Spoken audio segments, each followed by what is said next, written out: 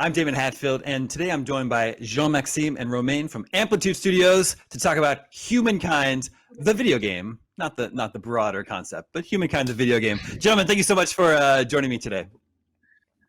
Hi. Hello. So, Humankind, upcoming 4X strategy game. Tell us about the main differences between Humankind and something like Civilization. Well, in Humankind, obviously, we have some similar points where it's all about, writing history. But what we want to do for us is like when you look at history, it's all about, looking at all these successions of cultures that we had in all our past, basically. So it's to be able to replay, to be closer to history by actually being able to live these changes and successions of civilizations. So it's one of the key elements that we have in Humankind, and we want you to be able to create your dream civilization out of a combination of these many different cultures. So we have 6 different eras, and for each era you have like 10 cultures, and in the end you can create one out of a million civilization. It's great also because you can adapt, your gameplay to that, or if you want to rewrite, or be closer to history, maybe for one civilization, one culture, you can try to do that as well. The second thing, I guess you could say, is really unique about Humankind is the fame system, what we call fame. And fame basically is the unique victory condition that we have in Humankind, which is a departure from more traditional 4X games, which typically have several victory conditions. And basically, fame is all about how big a mark you're leaving on history. Okay, you want to be famous or infamous for what you've done. So what that means in game basically is that you're going to get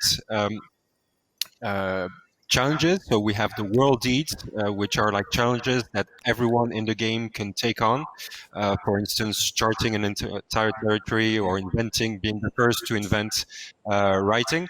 And also what we call era stars, which is a system that basically rewards you with fame for, again, challenges that are spread across 7 different categories, which correspond to the 7 affinities we have in the game. So you have expansionist, militarist, merchant, cultural, agrarian types of challenges. And every time you earn one of those stars, you're going to be getting fame points, which are leaving your mark on history. You mentioned you want to become famous or infamous. Does that mean you have the ability to sort of, are there different ruling styles, and can you be a brutal dictator as opposed to a more benevolent leader? I think, when you play these kind of games, you want to be free to play the way you want and to be rewarded for your way of playing the game. So if you want to be infamous and probably through war, yes, you'll be rewarded for it. You do remember, a lot of, things that happen in history, like, the Huns, across Europe, destroying everything, and we still talk about them today. We still talk about them till now. So it's very interesting to see that actually you can mark history in famous ways, but you can also remember, some of these amazing cultures and civilizations, what they built, what they created, the political systems. We still use the clock systems of the Babylonians. So it's interesting how you can mark history in your own way, and we want you to be able to do that way. So you mentioned war. Can you talk about your combat system? It sounds like you're handling combat in a unique way. Yes, for us, we wanted to make sure, that you can use the terrain to the best of your, abilities. One element in the game is terrain is, with several elevations. And they will be used before you can be before the battles as well. So always trying to have the high grounds, for example. So we want the battles to be very based on armies and not units. So we have your armies, which have many units in it. Then when you deploy, you will deploy exactly on the same map, as where you play the rest of the game, and face other armies. And people actually can even watch, other players could watch you having a battle, close to their own borders, and witness them maybe decide to even attack the survivor.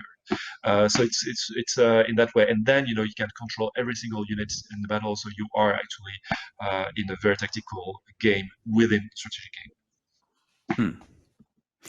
Well, now, you guys are no strangers to the 4X genre. Of course, you made Endless Space and Endless Legend.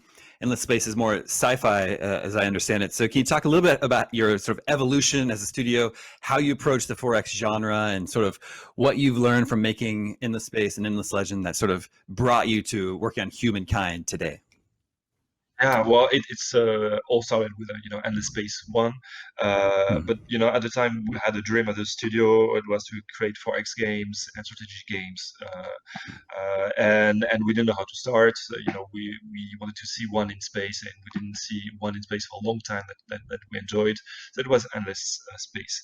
But with Endless Space 1, and it will be the same for the 2, the idea was to have a focus on the economy, the explorations, the politics after on Endless Space 2, but not the battles. We wanted the battles to be a show, a spectacle, something you would just watch and enjoy, a bit of watching, like a Star Wars movie, and to see the end scene, of the Star Wars movie all the time. So that was the idea behind it. A few decisions, huge show. Now with Endless Legend, which was between these two games, we wanted to first bring the game on a planet.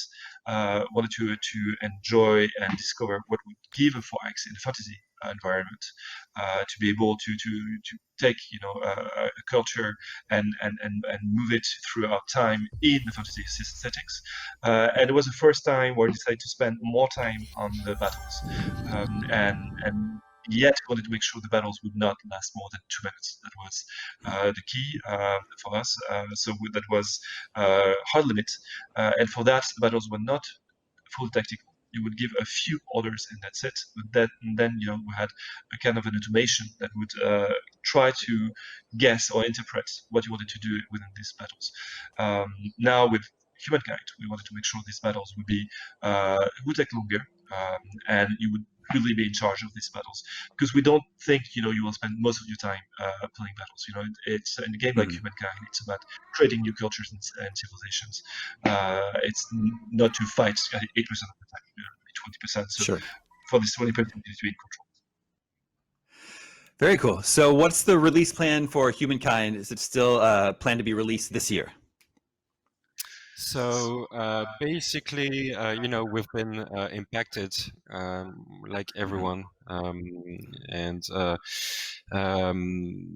thanks to our wonderful IT team and the support of Sega, we've been able to switch to work from home pretty swiftly. And it took us some time to get around to securing all the data and adjusting to new tools and new ways of working. The productivity is taking a hit, but we're at a stage now where we're confident we can really continue and really deliver on our promise. But the news is that Sega is okay with us polishing the game a bit longer, and the game is coming out now in 2021. So that's next year. I see. Well, Humankind is looking very cool. We're looking forward to checking out more of it, seeing more. Gentlemen, thank you so much for joining us today. Thank you. Thank you. Bye-bye.